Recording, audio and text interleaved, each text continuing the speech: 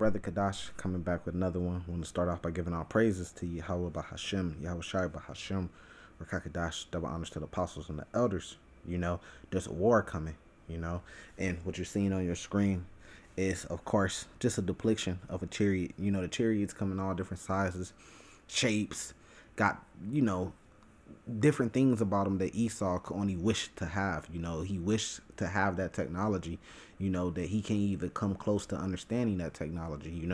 No man on earth can, to actually understanding the technology of the Lord. But even with that being said, some way, somehow, Esau is still going to try to fight against the Lord when he comes back, with things like what you also see on your screen is fighter jets and stuff like that. This is real, there is a war that's coming. I don't know if people know or if people could feel it, feel it in the air. Because funny thing about it is the war is going to be in the heavens, And I always tell a story about how when I was a younger boy, I had to be like around the age 4, 5, 6, something like that. It's hard to remember, but I used to always have a dream, and I ain't gonna go over the dream because I had before, but I'm going to kind of just ease over it. But in a dream I used to have, I always used to see what I thought at the time was just a whole bunch of different lights in the sky, and I knew it was a war that was going on because you seen streams of lights coming from other lights hitting other lights and stuff falling out the sky, and the planes and the jets would be falling out the sky, right? And one of the things I noticed is a jet fall out the sky and it might land 4 or 5 blocks away from you, and that might cause like a shock wave. And we were having to duck behind houses and stuff like that when the shock wave came, to try to protect ourselves. And one of the things I also noticed is the chariots, these lights. That's what I thought they were at this time. That was the only way I could describe it. They were like reappearing, and then they had disappeared, then they had reappeared somewhere else, and they was just kicking Esau's ass. Now that I know, and that was the war, But the main thing that I realized about that dream though is that at the end it was me and another brother on top of a house. Like we were on a roof, right? And we were like laying down on it looking up at the war, right? And I don't know who the other brother is. All I know is I was calling him brother. Doesn't mean that he was my biological brother, but I was calling him brother, and we were looking up. And I remember when one side had won and it was over with, all I remember is we got happy. We got really happy because this one side had won the war. And then one thing that I always remember all these years, from that time was we had said to each other, I had said to the brother, they coming to get us. They coming to get us. Get ready. That's what I was saying. I was saying, get ready. They coming to get us. And then next thing I know is like a light shined on us. And then that was the end of the dream. Just a quick, just going over it pretty quick. But there's a war that's happening, man. There's a war that's coming, There's many little wars and stuff like that. Matthew's 24, kingdom versus kingdom. The Lord breaks that down. But then there's going to be the big war at the end, and that's going to be between the Lord. And there's so many precepts on them. I'm not going to get all of them, I'm just going to touch on a few, what I believe to be the main ones that break it down, And this war is going to be a great war. Every eye is going to be able to look up and see this war in the heavens, This is going to be a great war. Like, you're going to see laser beams. You're going to see missiles being shot out. You're going to see jets flying after chariots, because one of the things I was seeing was like it'd be a jet and he'd be on the tail of a chariot, and then the chariot would disappear, right? The chariot disappear and then pop up behind him. You see what I'm saying? Like it just reappear behind him, like, and then knock him out, blow him out the sky, So I was seeing those things, So it's just showing you that great war is coming, So this is starting off in Revelation chapter 12, right? Man, I hope this thing don't, the sound don't go out and it picks up the sound, right? And this is talking about that war. And what is the war, We're going to break it down. This is Revelation chapter 12, verse 7. And there was a war in heaven. That's the war that's coming, That's what all this stuff is brewing to. And Esau knows it, The Lord is taking down his economy little by little. causing natural plagues and stuff to come on Esau. And Esau know that the Lord is doing this, and he's preparing. That's why you'll see a Trump come out with Space Force. That's why you'll see, even under this administration right now with Biden, they're looking into UFOs more closely. They're trying to figure them out because they're trying to prepare themselves for that war in the heaven. This right here. And there was a war in heaven. Michael and his angels fought against the dragon, and the dragon fought and his angels. And the fucked up thing about it is, it's like Esau's gonna put up this fight because the Lord's coming back to redeem us. And Esau don't want the Lord to redeem us, Esau wants us to be slaves to them forever in their kingdom. So they want to subdue and stop the Lord before he could come back and redeem us. And the Lord's gonna have to take vengeance out on them. It says, and prevail not. So the dragon is like the beast, which is talking about the kings of the earth and their armies, So you got the elites of the earth, right, that's running stuff, which are Edomites, and their armies, make up the dragon. And the dragon fought and his angels, right, because that's his army, his army personnel, right. And they're going to be in these fighter jets, and they're going to fight in the heavens. The heavens mean the skies, right. And they're going to fight Michael, which is an archangel, a high-ranking angel, right. And the rest of the angels are going to be in these chariots, and it's going to be a war in the skies, right. It says, and prevail not, neither was their place found any more in heaven, right? And that great dragon was cast out, that old serpent called the devil and Satan, which deceiveth the whole world. He was cast out into the earth, and his angels were cast out with him. So it's telling you, so many prophecies over and over again is telling you that Esau's going to lose that battle. He's going to go and fight, and he's going to try to put up the best fight he can, because the Lord's going to put it on his spirit to fight. The Lord's going to make him fight him, right? But it's going to be so easy for the Lord, It's going to be so easy. That's why it's prophesied that, look, they going to get wiped out. This is Revelations 19, starting at verse 19. It says, I saw the beasts and the kings of earth and their armies gathered together to make war against him that sat on a horse and against his army. So it's telling you, it's the same war. It's the same war. That's not one war, Michael and the angels versus the dragon and the angels. And then there's another war with the kings of the earth fighting against the Lord. Because who's that that's set on a horse? That's talking about Yahushua. Is he sitting on a literal horse? No, it's referring to the power of the chariots. He's going to be in one, and he's going to be fighting in one, So our own Lord is actually going to be in a chariot, and he's going to be getting down. He's going to be fighting, making moves, putting fighter jets out of commission. Let's just say it that way. Out of commission, buddy. They're gonna have to parachute out or some shit like that. They might not even have time for that, but it's telling you, look, I saw the beast, right? And the kings of the earth. So the elites of the earth that's running things, the true kings of the earth, that's in rulership. 2nd Ezra 6:9 tells you Esau is the end of the world, Jacob is the word that follow. It says, in their armies. So that's the dragon, their armies, gathered together. I mean, if you go into it even more, then you could break it down, the dragon, where it breaks down the 7 heads. If I could remember off the top of my head, what you got, the Greeks, here, damn, let me see if I can remember off the top of my head. Sometimes you get to going into something and you forget. I don't want to say the wrong thing, so I want to make sure I get y'all the right thing. Let me find the verse. I mean, you got the Greeks. It's Revelation chapter 17, verse 7. So you got the Greeks, the Romans, I believe, Germaner Major, Germaner Minor. This probably out of order, but you got the French, you got the Spaniards, and then you got Great Britain. So I believe it goes Greeks, Romans, French, Spaniards, right? Germaner Major, Germaner Minor, and then Great Britain, and Springfield. I mean, I said Springfield. The states, United States America comes out of Great Britain. You know what I mean? So back in Revelation chapter 19, right? So it says, verse 20, and the beast was taken, and with him a false prophet that wrought miracles before him, with which he deceived them that had received the mark of the beast, and them that worship his image. These both were cast alive into the lake of fire burning with brimstone. So it's clearly showing you that they gonna clearly lose. Now jumping back to Revelation 17, it says that's the 7 heads, and then you got the 10 horns that will make up the beast, right? The 10 horns will be the EU nations and NATO. So that's the beast. That's the beast that's talking about in Revelations 19.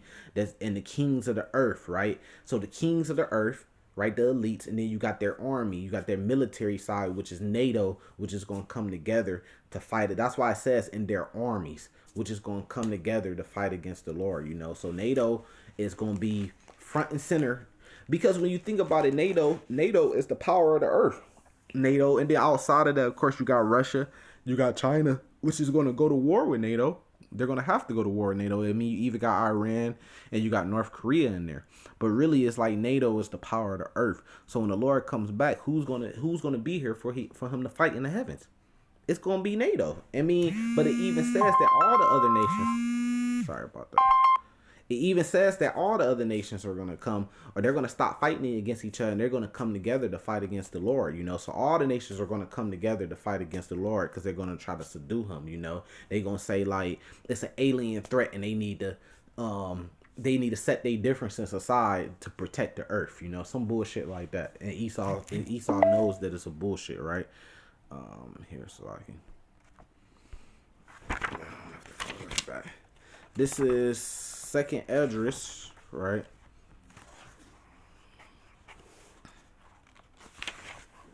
(13). Let's go through it real quick.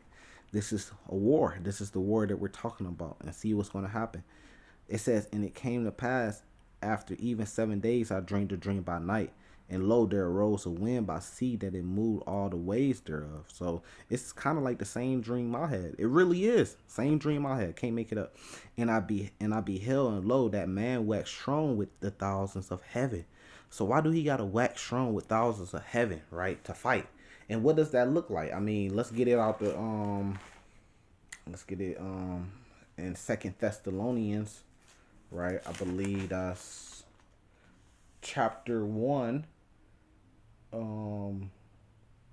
verse 7.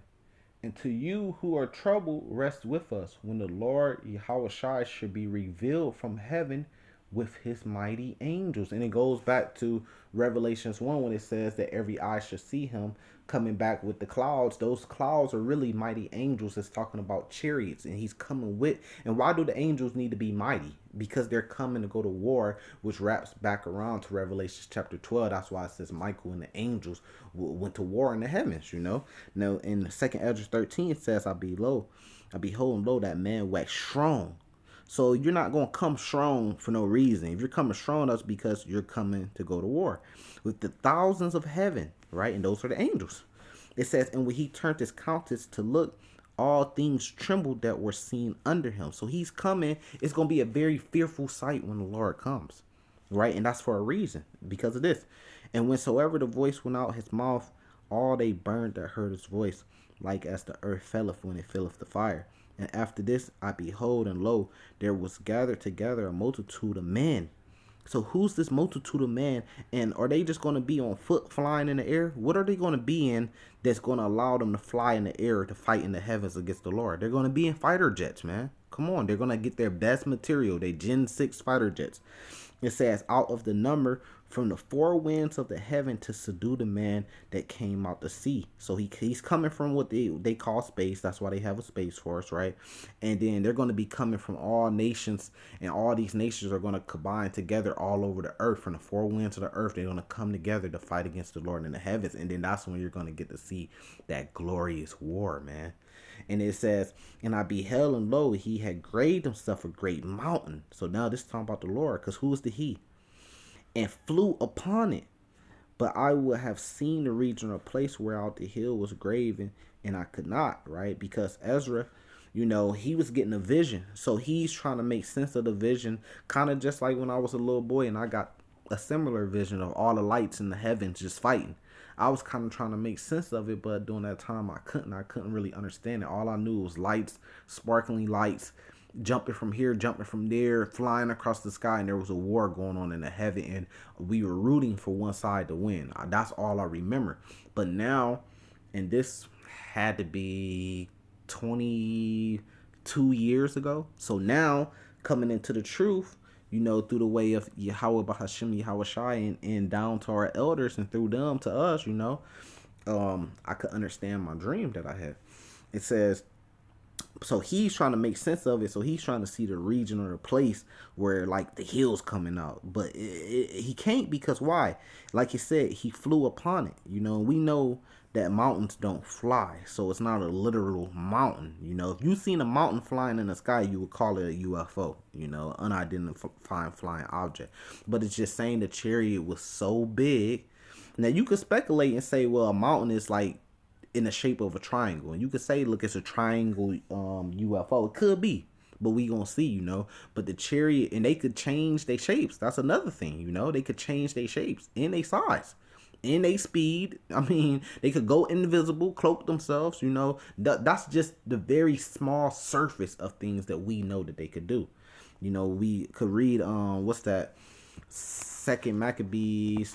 Don't I mean I could be wrong. I think it's Second Maccabees 10, right? And we could read some of the things that these chariots could do. Matter of fact, that's edifying. Let me get that, and then I'll come back, right? So maybe it's not 10. Maybe it's Second Maccabees chapter 5, which was the first one that I thought. Yeah. So let's go through some of the powers, just a little bit that the chariots could do. You know, just because you don't see them doing nothing right now, don't mean that they can't do nothing, man. You gotta, everything's appointed for a certain time. Now, this is Second Maccabees chapter 5. About the same time, Ethios prepared the second voyage into Egypt, and when it happened that through all the city for the space almost of 40 days, there was seen horsemen running in the air. We know horses don't run in the air, right? So it's like a parable, you know. It's kind of like, Salaki.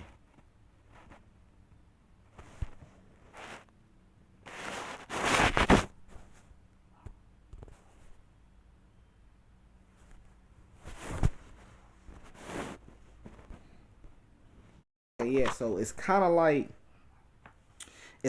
I'm gonna dumb this down, right? It's very simple, right? It's like a rapper, right? Um it's like a modern day rapper, and he has this jewelry on, right? And he may say like, I'm colder than an igloo, or he might say like, um I'm wetter than the bottom of a ship. Or he might, or like you got the rapper Lil Wayne, right? And he'd say, she licked me like a lollipop. You know, he's not literally talking about lollipop. That's not what she's licking, but she's licking him like a lollipop. So it's it's like a parable, you know, just to dumb it down. You know, it's like a metaphor. I mean, you know, it's like they're horsemen running in the air, because you got to remember they're doing their best to try to explain the things that they can't explain. We can't even explain them today. All we could say is, look, it's a chariot of Israel, it's a UFO. We can't tell you how it was built. We can't tell you how it works and it does this with the gravity. All we could do is say, look, it's a chariot, it's UFO, and it could do these things that I'm about to read. So the same thing they saying, look, it was horsemen, you know, because that's what they were dealing with during those times. But they said, look, it was horsemen running in the air this time, and it kind of reminds me of Second Kings chapter 6.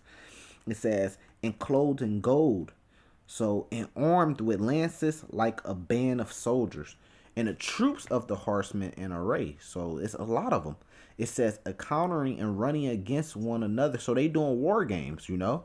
They doing war games in the air, showing their power. They're encountering, so they're kind of zipping, running from each other, chasing each other. It says running one against another, you know, disappearing, reappearing. They like battling, but they like, it's like war games with shaking of shields. So they got defense shields on them, and a multitude of spikes. So they got spikes, right? And drawing of swords. So they pulling the swords out, and their weapons out, right? And casting of darts. So ain't nobody on the battlefield casting darts at people. What it's talking about? It's talking about what we call laser beams, and glittering of golden ornaments. Somebody gonna throw a golden glittering ornament on somebody on the battlefield, and harness of all sorts. No, he's trying to explain the war games that they're playing, right? So it's just laser beams and the fast speed, and they even got shields, just like the movie Independence Day. They got force field shields that they could block a missile coming to them, you know.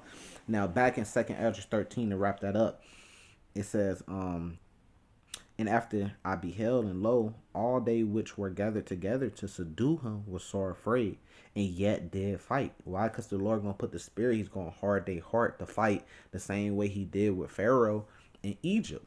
So it's the same thing all over again. The Lord's name was glorified with destroying Egypt, that place. So His name gonna be glorified with destroying Mystery Babylon, which is America, but taking rulership back over the whole earth, really.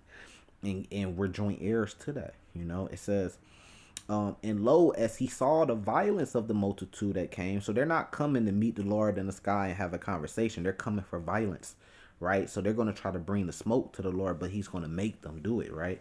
It says he neither lifted up the hand, right, nor held sword nor any instrument of war, right? So they bringing the smoke, right? And where there's smoke, there's fire, but the Lord gonna put the fire out, easily, right? And this is how.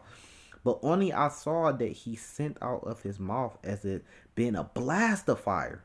So He's not like literally sending a blast of fire out His mouth like Dragon Ball Z or something like that. It's talking about the chariot that He in. It's gonna send a beam. Like, look at this chariot, this so-called UFO on your screen. So a blast of fire coming out the mouth of that chariot, the little bottom part in the middle where the circle is, where you see the light. Imagine a blast of fire coming out of there. We would call it a laser beam. That's what this is talking about. That's why I like to put different depictions and stuff like that on the screen to help break it down. It says, and out of his lips a flaming breath, and out of his tongue he cast out sparks and tempests. So kind of the same as Second Maccabees chapter 5, except for this chariot is way bigger, right? It says, and they were all mixed together, the blast of fire, the flaming breath, and the great tempest. So if you get all that mixed together, what do you call it? A laser beam.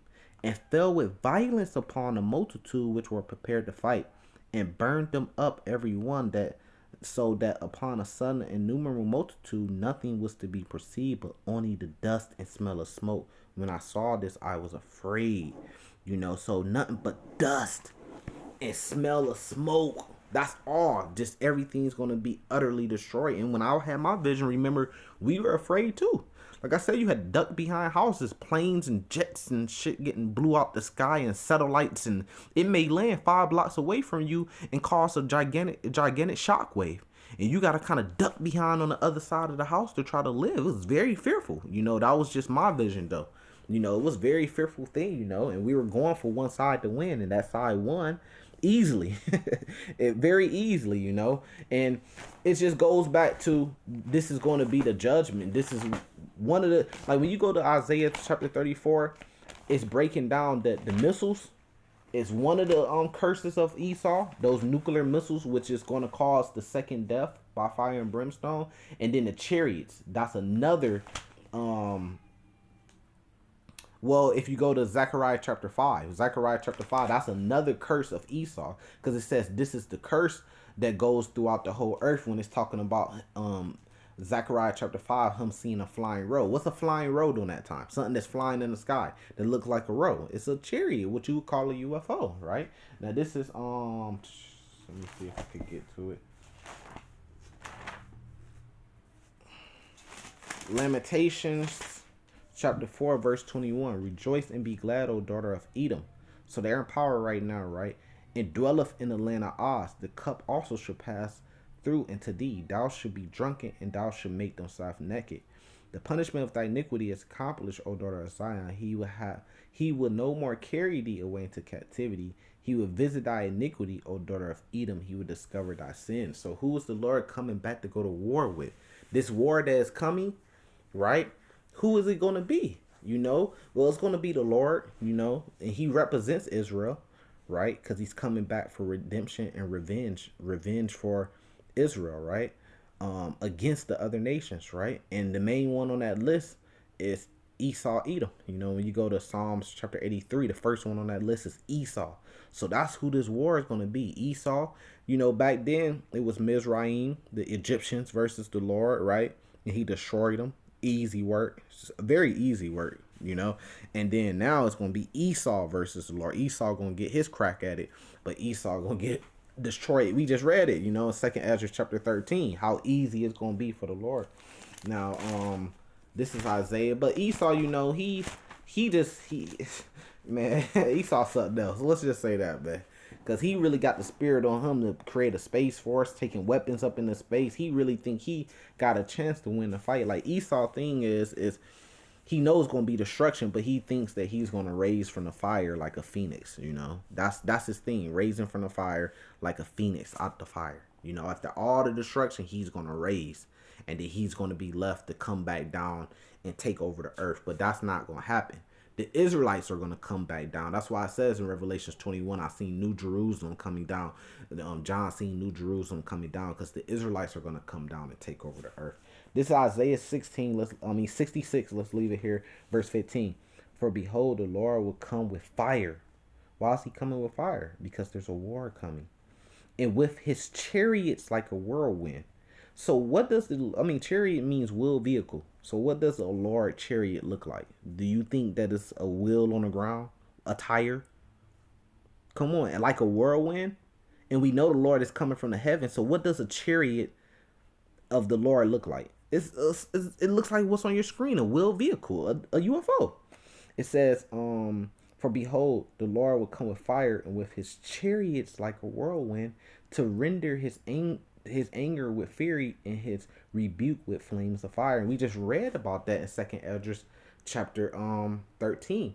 For by fire and by his sword will the Lord plead with all flesh, and the slain of the Lord should be many. So when you break it down, when you go to Revelations 1, let's go to it, right?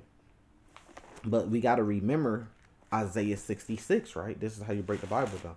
Verse 15, you got to remember that, right? So when we go to Revelations chapter 1, sorry. And it says, sorry. Verse 7, behold, he cometh with the clouds. What are these clouds? We can't just say it's vapor and mist, right? And every eye shall see him, and they also which pierced him. Why do those also that pierced him have to see him? Because he's coming back for revenge, right? And all kindred of the earth shall wail because of him, because they see him coming with vapor and mist. So you got to break it down. What do these clouds mean? What are these clouds? Well, then remember Isaiah 66 and 15. It tells you what the clouds are. For behold, the Lord cometh. He come with fire. So it's telling you the same thing. It's talking about the Lord coming. He's not going to come a whole bunch of different times, different ways. It's talking about this same event with the Lord coming, right?